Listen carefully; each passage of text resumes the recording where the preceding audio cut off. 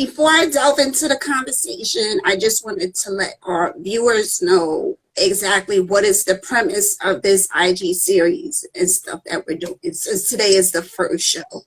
So the goal of the program is to bring attention to lung cancer, okay, because this is Lung Cancer Awareness Month. However, I'm not really seeing a lot of stuff happening, but we'll talk about it a little bit.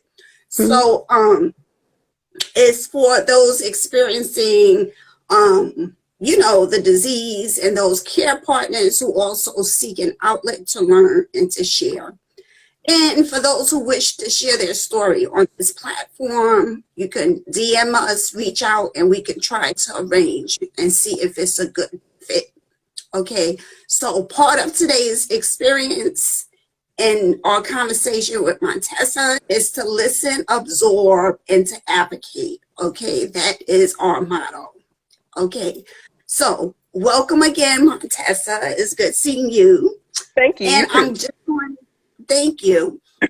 So I'm going to give everybody a little heads up on your bio and what your story is a little bit, because you're going to explain a little bit about that. So Montessa Lee is a national board certified teacher. Yay for the teachers. Mentor, teacher, and advocate for lung cancer awareness. Montessa obtained her Bachelor of Arts in Psychology from East Carolina University and a Master of Science in Special Education from Johns Hopkins University, and is currently pursuing her doctorate in education at Regent University. She found her passion and purpose in educating students with exceptional needs, eventually specializing in working with students diagnosed with autism. After being diagnosed with small cell lung cancer in 2006, Montessa chronicled her experiences, believing her experience would be a healing testimony for many beyond herself. Though her journey, her memoir, He Whispered Life, was birthed. Through her journey, I'm sorry, I'm screwing that up. Through her journey, her memoir, He Whispered Life, was birthed. Through her lung cancer journey, Montessa has found that funding for research in lung cancer is inadequate, given that lung cancer is the leading cancer killer. Since her diagnosis, she has pursued efforts to focus on lung cancer awareness and research. So I'd say again, welcome. It's a pleasure to have you on our first show. And I just want to delve right into this, okay? Well, first off, how was your day? Oh, it was a wonderful day, wonderful rainy day here, but good. Yes, on my end too. I think it's some kind of hurricane, Nicole. Yeah, remnants of Nicole. Yeah. So, I'm like, okay. So I first want to start the conversation with what has your journey been leading up to just being diagnosed? If you can just let us know. Yep, so leading up to the diagnosis, and that was a journey of its own, because I was 28 years old. The first time I went to the doctor, they said, oh, I was misdiagnosed twice before they finally did an x-ray and found the tumor. And so the first time they were like, oh yeah, you have costochondritis, which is inflammation around the rib cage. And it sounded reasonable. That summer I had worked out and I said, oh, maybe I pulled something. Okay, I trust the doctor, go home. Next time I had developed a cough and a persistent cough and chest pain, and went to a actually it was a new doctor, but I went to a primary care doctor. Never did an x-ray, but they said you have bronchitis and you have a heart murmur. Did anybody ever tell you have a heart murmur? I'm like, no, never. Here I am, an adult, and nobody's ever told me this. And sent me home with an antibiotic and a script to go get an echocardiogram. And the chest pain still persisted. The cough didn't go away. I lived with a cousin at the time, and she said, shouldn't that cough be gone? I'm like, I got another appointment. I don't know. I said, maybe it just lingers. I had never had bronchitis. I had no idea.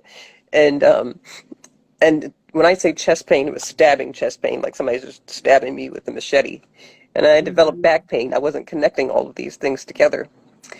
And on my way to grad school class that night, it was like a Wednesday night in December, the first week in December. I was in pain. I called my cousin. I said, when I get home, because I was going there, I had a test to take. Now, I don't know what frame of mind. I'm driving to go take this test. And I said, you have to take me to the ER when I get home. The chest pain came back. And the classmate that sat next to me in class, I don't even remember what she was saying to this day. I was in so much pain. I'm just like, and I took the test, drove home, and the pain kind of subsided. And I almost did not go to the ER that night because I was like, oh, I'm going to go home, get something to eat. I'm hungry. And Mhm. and in the back of my mind, I said, oh, they could just give me something for the pain because my cousin got home after I did. And she took me to the ER. They immediately took me back. That was the first time they did an x-ray, which would reveal, they came back to me. They said, oh, we found a mass in your lung. We're admitting you.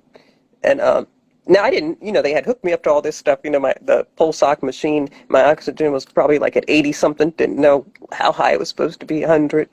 And I said, I have to, mind you, I'm a teacher, and I'm thinking, how much is this going to cost? And I don't like needles, I don't like biopsy. And they said, we're going to possibly do a biopsy and put you on an IV. I said, I've got to go to work in the morning. I'm not staying here. And my cousin's standing over me, and mind me, I'm in the hospital, little chair laying back, and she said, they found a mass. You're staying. And the doctor must have known she had to convince me because she said, do you want to see your x-ray?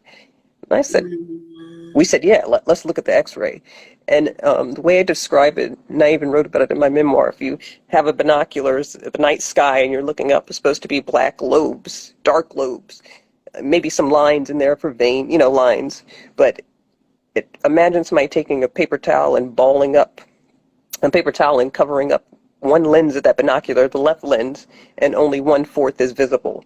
And that's how large the tumor was covering, like 3/4 of my of that space. It would be in the mediastinum area, not directly in the lung later. It started in the lung, came out, but the size of a cantaloupe is the way the doctor described it. So, imagine going to the grocery store and having somehow surviving, living, walking around, not well, but with that in my chest before they finally found it.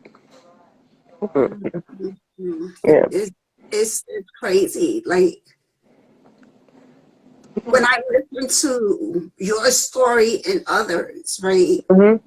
Part of our organization was founded because of my mom. Hmm. Okay. So when you mentioned about the x-ray, because I Hmm. remember when she was like definitely in dire, streets or Hmm. whatever. And they showed us, an image. Hmm. And then it's like, and my aunt at the time, who was a nurse at the hospital, you could tell on her face as her being a nurse that her expression didn't look well, Hmm. But to just like see the imaging, Hmm. it wasn't like a good thing. Let's put Hmm. it that way. So Hmm. I can relate in terms of someone else looking in as to how serious that is, you Hmm. know. Hmm. But what God can do, because you actually are still here, thank God, and they found it. Which that's like where the advocacy comes in, because here you were diagnosed with bronchitis. Okay, like I think a lot of people, a lot of us may have a cough or chest pains. I Hmm. don't think anyone's thinking cancer, Hmm. Hmm. you Yeah. know. Yeah, no, never. It wouldn't have been and actually my oncologist would tell me that later on. He said it was, you were 28, otherwise healthy, vegetarian, non-smoker. It wouldn't have been the first, second, third, fourth, fifth. Never down the line would they have thought that it would be cancer. And like you said, thank God I'm here. That's where the title of my book came from, because usually I'm a pessimistic person, but that's, I'm a spiritual person, and the Lord said, hey, this is going to be a healing testimony for somebody beyond yourself. And did not know where that road was going to lead, but this is where, my voice is here for people further diagnosed. And the story we see now, even with lung cancer advancements, was not where it was in 2006. It's so true. Mm-hmm. Like, I guess that's a good thing. Like, as we Mm-hmm. see this evening, as it being a month of lung cancer, even though we don't really hear too much going on, I think behind the scenes, scientists and doctors are really making a little dip in terms of treatment, which is good. But I Mm-hmm. think we need to know more of that, because you have some that are probably still in the dark after being newly Mm-hmm. diagnosed and just kind of like, okay, what do I do? Which that's kind of where I want to bring into the question that I'm about to ask. Mm-hmm. Okay, so here we are, November 11th, Mm-hmm. 2022. Do you think the direction and awareness has rung any alarms when we look at how the message of lung cancer is received? And do you think there's enough done in terms of being this awareness? I think every disease, every cancer may have that awareness. Like, you have a month, okay, this is going to be the month for this, this, this. Mm-hmm. And I think it's not a secret with the elephant in the room. Tends to take more of the shine, if you will, in terms of awareness, in terms of all of these different things, funding, color, Mm-hmm. fun, pretty, all of these things. So where do you think the direction is of this particular cancer today? Yeah, today I do see, so now you could turn on the TV and perhaps. Now, and lung cancer, I always talk about advocate because I had small cell lung cancer. Non-small cell lung cancer is the larger branch. And sometimes we are often the forgotten child even within lung cancer. So here's lung cancer often as the forgotten stepchild, often left out, least underfunded, that kills the most people. One of the least, underfunded, as you know. And you see, even when I got sick, I'm like, hey, the needle has not moved. It's like it's still here. Your gas needle hasn't moved. And now today, you can turn on the TV and see drug treatments for non-small cell, especially some of the new immunotherapies. Is it where we need to be? No. But I think I see on the horizon, I see hope. And I'm glad that I've had a chance to sit here from 2006 to now, and even small cell now being on the horizon of perhaps finding these biomarkers where, in education we say one size classroom doesn't fit all, where we're finding out that in cancer, one treatment can't fit all. It's very different and diversified.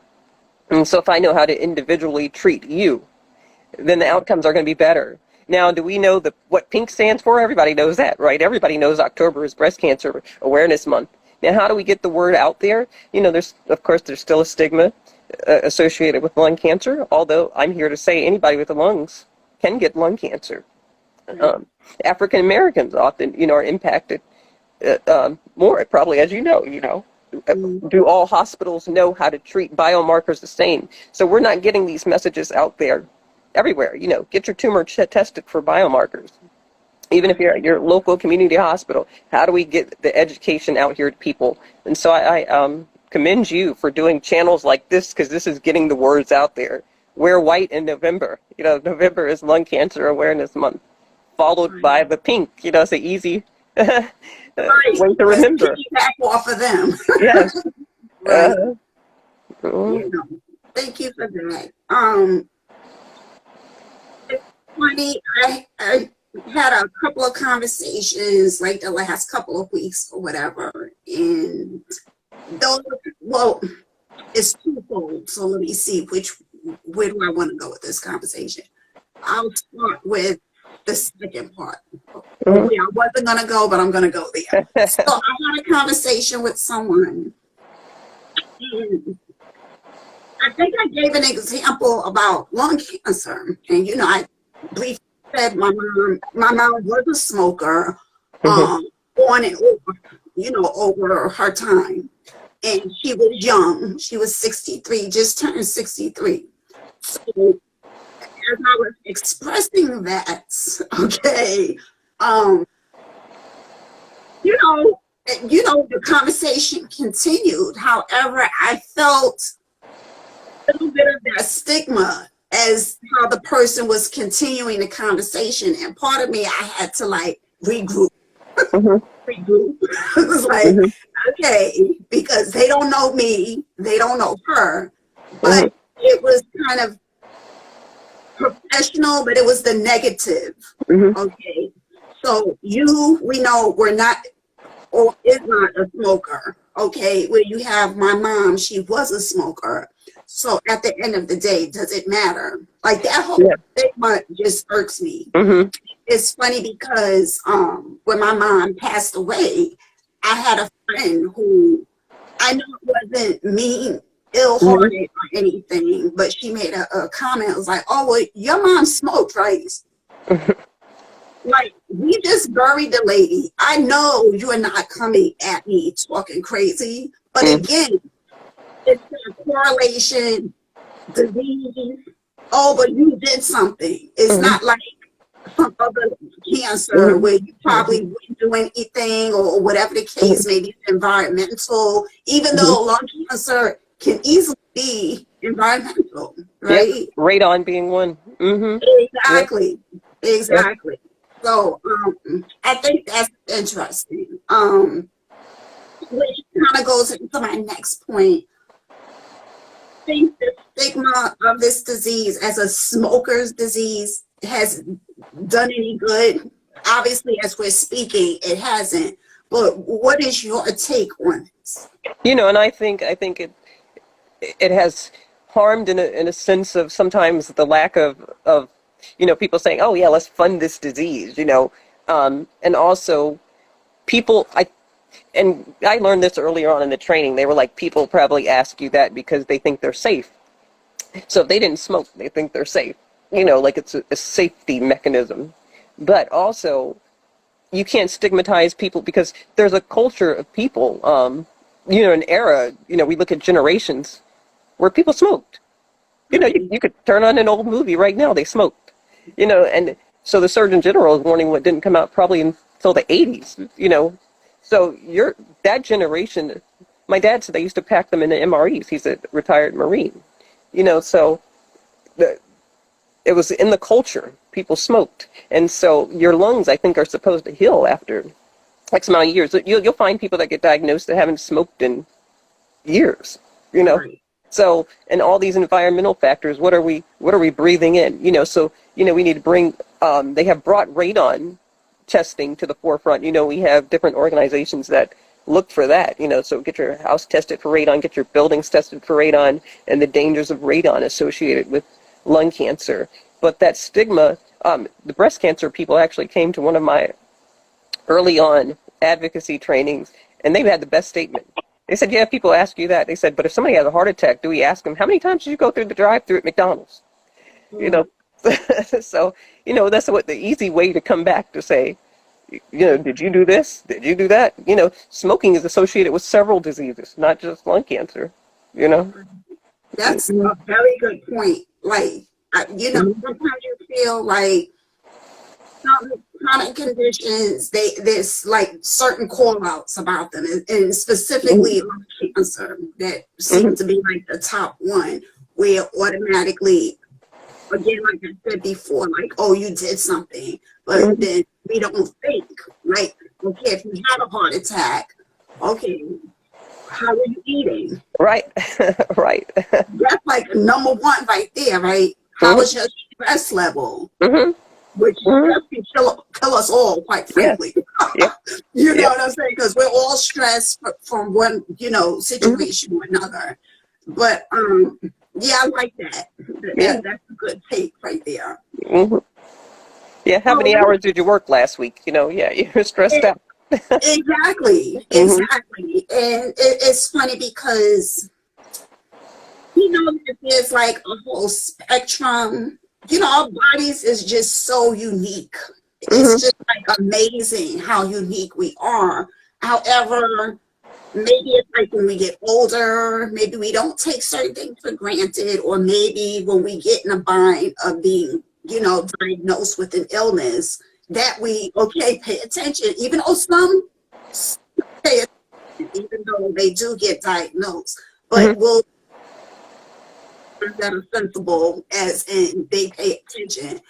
And it's just amazing of the ones that are high at stake and the ones that in the middle and then the ones at the lower. But at Mm-hmm. this point, they can all kill any of us. You know what Mm-hmm. I'm saying? Mm-hmm. So the fact that lung cancer is like number one on the high end, but Mm-hmm. not really spoken about, not in a positive way, not a positive or a negative, but it's just like Mm-hmm. stigma of it just kind of, it makes the whole conversation wishy-washy and Mm-hmm. depending on who you have a conversation with, because the Mm-hmm. conversation can be going straight and then they say, like I said, the meeting that I had and the person was getting a little wishy-washy. Yeah. It's like, where are we going, Yeah. but so let me ask you, living life as a non-smoker, pretty healthy, you were working out, fitness, and all of that. Have you changed your outlook of doing all the right things, though you'll be affected with cancer anyway? Like, does it matter to be healthy, in your opinion? I think it does. Now I need to work on that. Look, I need to. My brother is in there cooking now. I'm probably like, hey, how much food do I still have in the refrigerator? I don't really eat. I'll go grab something quickly. But so I think it is important. Even and again, going back to a spiritual term, if you look at biblical times, they ate from the land, they ate healthy food, and it's just important. Our bodies are a temple. What do we put in our bodies? What do we do to our bodies? And what I'm learning real is stress management too. As you spoke, stress can really kill you. So I need to find a work-life balance, trying to learn how to say no. And at the end of my memoir, I talk about that, like finding life. So I found that I wanted to change the word survivor to overcomer because surviving.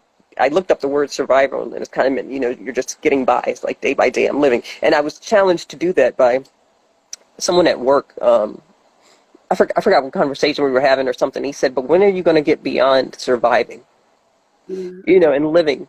And I'm like, you're right. I need to learn how to live, And what does that mean? Not just have life and breathing it, but you're living your life. And some of my coworkers today were talking about, she was talking about going on a vacation, and she said there was an old couple that she learned that they had just saved their money, they were frugal, and they went back to the Philippines, and then they ended up getting sick, and they didn't have the health care over there, so they had to come back here. So she was like, look, they've just, like not splurged, but, kept all their money this whole time, and then not enjoyed life. And then what do they have to live for after that but to get sick and come back? No family, you know. And so it's something to think about, what does life mean to you? And I think I do have a different perspective on life. If you see your life flash before you, you should be changed, You should be. hmm You should be. Yeah. That's deep. That's very deep, Montessa, I have to say. And I think a lot of people could benefit from those words because, yeah, sometimes you feel like it's a script, right? hmm You go to school, Yeah. okay, what do you do after high school? Okay, you got to go to college. Right. What do you do after that? Oh, you got to get, a nice job, graduate from hmm here, get a nice job. It's like this, save money hmm hmm or whatever your situation is, and not like live, hmm like, oh, okay, I have a couple of dollars, but oh, I don't want to do anything yet. Let me wait another 10 years. Like, we already know life is not guaranteed. hmm So you hmm really have to, I think, as we learn certain things in terms of life, and we don't really learn life. I think we have to go through those trials and tribulations to hmm learn, right? That's kind of what hmm makes this journey of life hmm um, interesting because each person has to learn it. However, whether the good, the bad, and the ugly, Hmm. but part of that should also be whether you're building a business, whether you're trying to do whatever with your career, whatever, to also live. And I Hmm. think what you said was very fitting, in terms of that. Hmm. Um, so, what parting words would you like to speak to someone who is newly diagnosed and, how they move along with their journey? Yep, I want to tell them that there is hope out there. Get connected to, there are several lung cancer organizations. So even depending on where you live in the country, you could reach out and find one, and you could find information and be your own self advocate. So, as I told my story, I got misdiagnosed twice, had no idea, to even go ask for an x ray. And by the time they found it, it was a 15 centimeter mass. And so we don't want to hear stories like that anymore. We want to hear people connected in the community. Don't be afraid of the doctors, but, don't be afraid to seek second opinions. Seek longevity is one resource. We have, oh my gosh, there's so many of them. Lung Cancer Research Foundation, Go To Foundation. So you could look up several of them. And anybody on here listening diagnosed with any type of cancer, look out there for a support organization that's dedicated to that cancer, because they're going to have the updated research. They're going to have what you should be asking your doctor if you bring somebody with you to the doctor, because you're not going to be able to absorb all of that probably in the moment. Right. And keep hope. There is hope out there. I'm a living, breathing, walking miracle, so there's hope. Thank God. Thank God. So, as we wrap up, can you tell everyone where they can get your book and where they can reach out and follow you and all of that? Oh, sure. Yep. And it is by my name. Look, even though I'm not a social media guru, somebody has created this channel for me. So it is Montessa Lee. And on Twitter, I'm the same Twitter handle at Montessa Lee. You can, I have a website, montessalee.com. And on Amazon, my book, He Whispered Life, is the title of the book. Wonderful. Mhm. Wonderful. Well, it was a pleasure. I want to be respectful of your time, and it was a pleasure having you on. We'll speak behind the scenes because I think we'll do stuff later on, but we'll talk separately. I want to thank those who tuned in. I'm very appreciative of that, and look out for additional conversations that we'll have going on in the future. So again, thank you, Montessa. Thank you, viewers, and I'll see you later. Bye. Bye.